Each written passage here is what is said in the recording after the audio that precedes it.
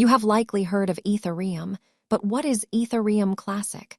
Let us look at the history and differences between these two networks.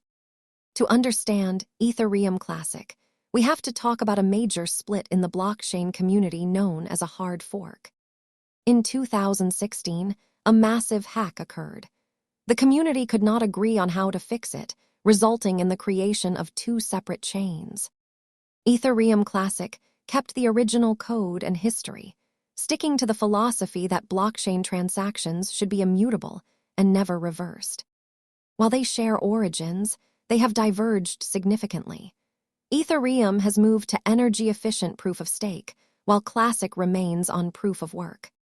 Because Ethereum Classic still uses mining, it requires significantly more energy to secure its network compared to the modern Ethereum chain.